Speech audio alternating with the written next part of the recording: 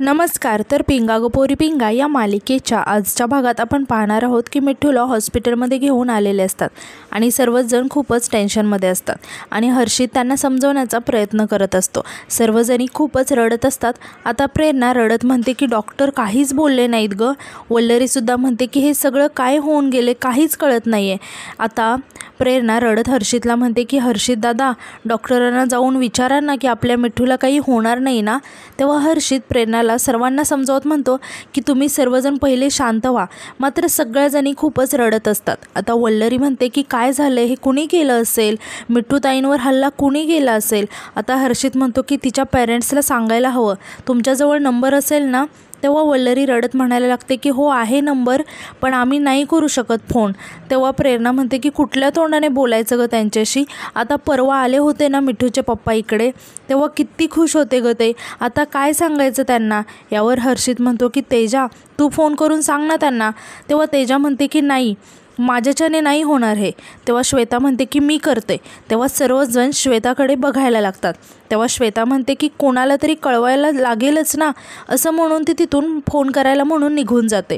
तेजा मात्र खूपच शॉक होऊन श्वेताकडे बघत असते आणि ती कसल्या तरी विचारात पडते. तर आता यानंतर रात्री आपण पाहतो की गावी मनोज वल्लरीचे पेपर कसे गेले ते विचारायला फोन करणार. तितक्यात वल्लरीचाच फोन मनोजला येतो. तेव्हा मनोज खुश होऊन फोन उचलतो आणि म्हणतो की 100 वर्ष आयुष्य आहे तुला, आता तुलाच फोन करणार होतो. तेव्हा वल्लरी खूपच रडायला लागते. तेव्हा आता वल्लरीला असं रडताना पाहून मनोजला काहीच समजत नाही आणि तो आश्चर्याने विचारतो की वल्लू, अगं असं अचानक रडायला काय झालं, सगळं ठीक आहे ना, तुझे पेपर वाईट गेलेत का. तेव्हा वल्लरी रडत सांगते की अहो इकडे मिठूताईंवर कुणीतरी हल्ला केला आहे. आता हे ऐकून मनोज खूपच शॉक होतो. आता वल्लरी सांगायला लागते की ते ऑपरेशन थिएटरमध्ये आहेत. तेव्हा मनोज विचारतो की काय. तर इकडे वल्लरी खूपच रडत असते. तेव्हा मनोज तिला समजवायला लागतो आणि म्हणतो की वल्लू तू काळजी करू नकोस, मी भेटेल त्या एसटीने तिथे येतो, असं म्हणून तो फोन ठेवून देतो. तर आता यानंतर आपण पाहतो की मिठूचं ऑपरेशन चालू असतं. तर बाहेर सर्वजण देवाला हात जोडून प्रार्थना करत असतात आणि खूपच रडत असतात. तर तेजा मात्र कसल्या तरी विचारात असते. बहुतेक तिला श्वेतावर संशय आलेला असतो. तर इकडे आतमध्ये मिठूचं ऑपरेशन चालू असतं. आता नर्स डॉक्टरांना म्हणते की डॉक्टर, पेशंट काहीच रिस्पॉन्स करत नाही आहे. तेव्हा डॉक्टरसुद्धा जरा टेन्शनमध्ये येतात. तर इकडे बाहेर सर्वच जण खूपच घाबरलेले असतात. आता वल्लरी रडत म्हणते की काय झालं हे सगळं, खरंच मला काहीच कळत नाही आहे की मिठूताईंवर कुणी का हल्ला केला असेल. तेजा मात्र खूपच टेन्शनमध्ये असते आणि तिला अचानक आठवतं की श्वेताने मिठूला धमकी दिली होती आणि तिला म्हणाली होती की गळा दाबून खून करेन मी तुझा, आणि आता बघच मी तुझं काय करते. आणि तिला आठवतं की मिठू बेडवर पडलेली असते आणि तिच्या पोटातून खूप रक्त येत असतं. तेव्हा श्वेता खूप घाबरून गेलेली असते. आता हे सगळं आठवून तेजा खूपच टेन्शनमध्ये येते. आता हर्षित म्हणतो की का केलं हा सगळ्यात मोठा प्रश्न आहे. आता तितक्यात तिथे श्वेता येते आणि सांगते की मी कळवले तिच्या घरी, तिच्या आई बाबा निघाले तिथे यायला, तिचे पप्पा तर फोनवर खूप रडायला लागले. आता वल्लरी म्हणते की प्रेरणाताई काय उत्तर देणार आहोत आपण त्यांच्या आईला.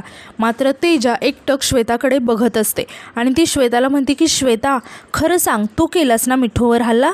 तेव्हा सर्वजण खूप शॉक होतात. श्वेतासुद्धा खूप शॉक होऊन तेजाकडे बघायला लागते आणि ती तेजाला म्हणते की तू काही वेडी झाली आहेस का गं, डोकं जागेवर आहे ना तुझं. तेव्हा तेजा रागात म्हणते की डोकं आणि डोळे दोन्ही जागेवर आहेत ना, म्हणून ते सगळं दिसतंय मला. तेजाचं हे बोलणं ऐकून सगळेच खूपच घाबरलेले असतात.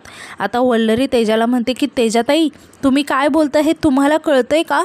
तेव्हा तेजा ओरडत म्हणते की हो मला कळतंय मी काय बोलते ते. आणि ती श्वेताकडे बघत म्हणते की मला हिच्यावर डाऊट आहे, कारण हिचं वागणं हे तुमच्या नसेल लक्षात आलं, पण मी बघते ना मगाचपासून की ही किती नॉर्मल आहे, एकदम काम आहे. मिठूवर हल्ला झाला तेव्हा आपल्या सगळ्यांना शॉक बसला, आपण सगळे हादरलो आतून, आपल्याला काहीच कळत नव्हतं की काय करायचं आहे, असं करायचं काय करायचं. तिला ॲडमिट केलं, इथे आलो आणि ही नाही, एवढा वेळसुद्धा नाही घेतला हिने, लगेच सावरलीसुद्धा. अगं मिठूच्या आईबाबांना फोन करून सगळं सांगते म्हणाली, कसं काय. आणि ती श्वेताकडे बघत म्हणते की एवढ्या लवकर कशी काय सावरलीस गं तू, सांग मला. आता श्वेता खूपच शॉक होऊन तेजाकडे बघत असते. आता तेजा म्हणते की आम्हाला सगळ्यांनाच माहिती होतं की तुझा मिठूवर राग होताच, खूप रागराग करायची ना तू तिचा. हे बघ, मी तेव्हा तुझ्या बाजूने होते, पण मी बघितलं ना स्वतः, तू ॲनिमेश करायची ना, त्या आपल्या त्या पार्टीला तुझ्या त्या खोट्या ॲनिमेशला घेऊन आली होतीस आणि ते पितळ मिठूने उघडं केलं सगळ्यांसमोर आणि ते तिने सगळ्यांसमोर आणलं तेव्हा रागाच्या भरात धावून गेली होती श्वेता तू तिच्या अंगावर आणि तू स्वतः तिला ही बोलली होतीस की मला आठवते, बाकीच्यांना आठवते की नाही माहिती नाही आहे, पण मला स्पष्ट आठवते की तू बोलली होतीस, तू स्वतःच्या तोंडाने बोलली होतीस की मी तुला मारून टाकेल. आता तितक्यात पाठवून कोणाचा तरी आवाज येतो की अरे वा, आल्या आल्या केस सॉल्व. तेव्हा सर्वच जण घाबरून त्या आवाजाच्या दिशेने बघायला लागतात. तर पोलीस आलेले असतात. आता त्या पोलीस स्वतःची ओळख करून देत म्हणतात की police sub inspector Meera Salgaonkar. आता पोलिसांना बघून सर्वजण खूपच घाबरून जातात.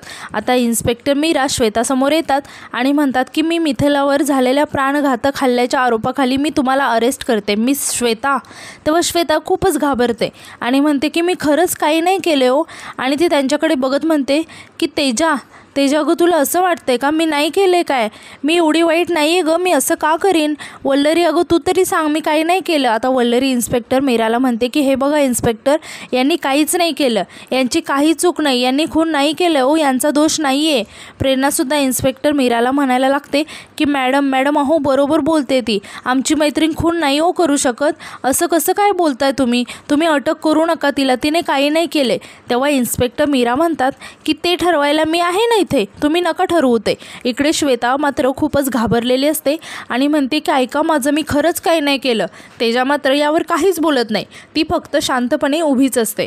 आता इन्स्पेक्टर मीरा म्हणतात की नाही काय गं, आणि ते त्यांच्या साथीदार कॉन्स्टेबलला सांगतात की कॉन्स्टेबल हिला अटक करा. तेव्हा सगळेच खूप घाबरून जातात. आता कॉन्स्टेबल श्वेताला घेऊन जातात. तेव्हा श्वेता खूपच ओरडायला लागते की मी काही नाही केलं, ऐका माझं, मी काही नाही केलं. आणि इकडे वल्लरी आणि प्रेरणा मात्र खूपच घाबरलेले असतात आणि त्यासुद्धा पोलिसांना थांबवण्याचा प्रयत्न करत असतात की त्यांनी काहीच नाही केले. मात्र तेजा काहीच बोलत नाही. आता वल्लरी तेजाला म्हणते की तेजाताई तुम्ही काय करताय, त्यांनी काही नाही केले हो, त्यांचा दोष नाही आहे यामध्ये. आता इन्स्पेक्टर मीरा तेजाला विचारतात की तुम्ही सर्व एकत्र राहता, आणि त्या हर्षितकडे बघत म्हणतात की आणि हा कोण आहे? तेव्हा तेजा सांगते की हो, आम्ही 5 जणी एकत्रच राहतो आणि हा माझा मित्र आहे हर्षित. आता वल्लरी तेजाला म्हणते की तेजाताई तुम्ही उगाच श्वेताताईंवर संशय घेतला, त्यांनी काहीच नाही केले हो, त्यांची काही चूक नाही, त्या उगाच रागाच्या भरात काही बाई बोलून जातात, त्यांनी नाही केले मिठूताईंवर हल्ला, ते असं जन्मातसुद्धा नाही करू शकत हो. तेव्हा प्रेरणासुद्धा म्हणते की हो, ती रागवू शकते, चिडू शकते, पण खून नाही करू शकत ग तेजा. आता इन्स्पेक्टर मीरा म्हणतात की तुम्हाला सांगितलं ना की ते तुम्ही ठरवायचं नाही.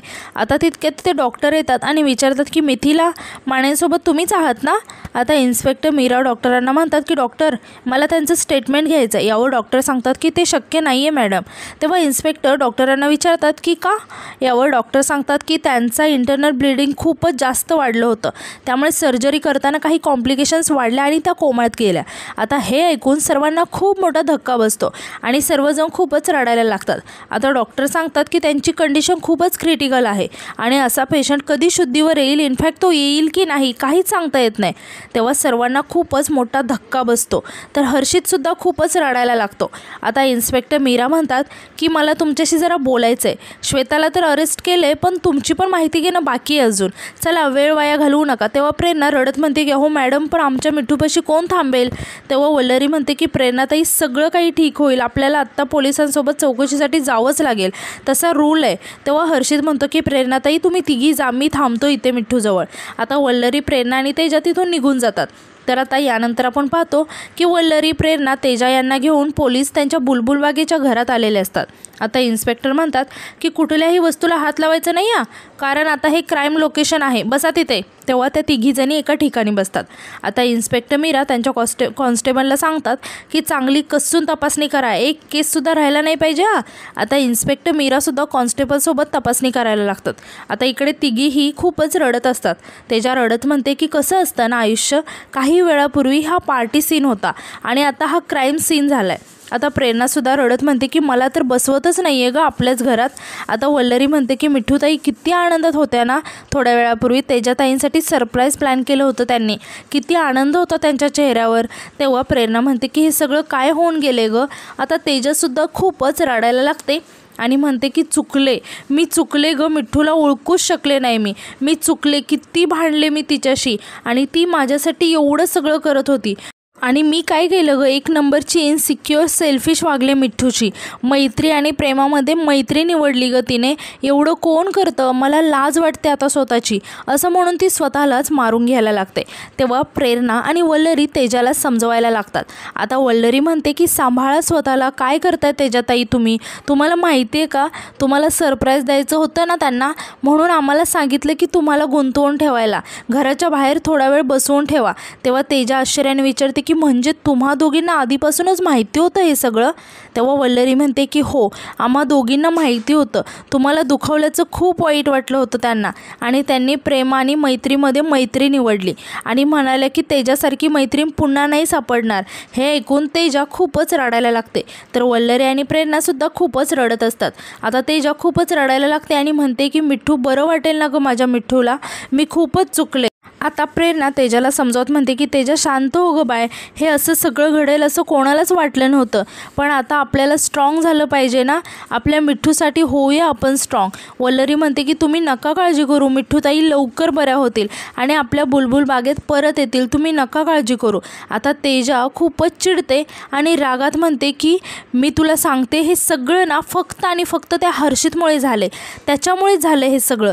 तो आमच्या दोघींच्या मध्ये आला आणि त्याच्यामुळेच आम्ही एकमेकींपासून दूर गेलो, त्याच्यामुळे झालं हे सगळं, असं म्हणून ती खूपच रडायला लागते. तर आता यानंतर इकडे हॉस्पिटलमध्ये आपण पाहतो की हर्षित मिठ्ठूला ज्या रूममध्ये शिफ्ट केलेलं असतं त्या रूममध्ये येतो आणि मिठ्ठूकडे बघायला लागतो आणि त्याला मिठ्ठूला या अवस्थेत बघून खूपच वाईट वाटत असतं. आता हर्षित मिठ्ठूच्या बेडपाशी येऊन तिथेच असणाऱ्या एका खुर्चीवरती बसतो आणि मिठ्ठूकडे बघायला लागतो आणि म्हणतो की मिठ्ठू, हे काय झालंय, तुझ्यासारख्या निरागस मुलीसोबत असं कोणी कसं काय करू शकतं, तुला माहिती आहे मिठ्ठू, मी सुद्धा पार्टीसाठी खूप एक्सायटेड होतो आणि खरं सरप्राईज तर मी तुला देणार होतो मिठ्ठू. आणि तो खूपच रडायला लागतो आणि म्हणतो की मिठ्ठू, आय लव्ह यू, मला ना तुझ्यासारखी चुलबुली लाईफ पार्टनर पाहिजे, तुझ्या डोळ्यांमधली चमक, तुझ्या चेहऱ्यावरचं हसणं मला बघायचं आहे, मी तुला असं नाही बघू शकत यार, खूप आवडतेस तू मला, तुझे हे निरागस डोळे, तुझी ही क्यूट स्माईल, प्रत्येक गोष्टीत माझी काळजी करणं, हे सगळं मी बघत होतो.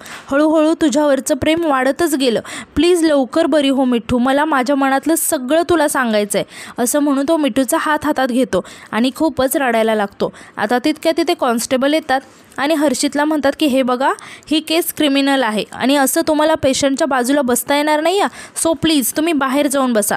तेव्हा हर्षित म्हणतो की ओके सॉरी, आणि तो मिठ्ठूकडे बघायला लागतो आणि त्याला मिठ्ठूकडे बघून खूपच वाईट वाटत असतं. आणि आजचा भाग इथेच संपतो. धन्यवाद.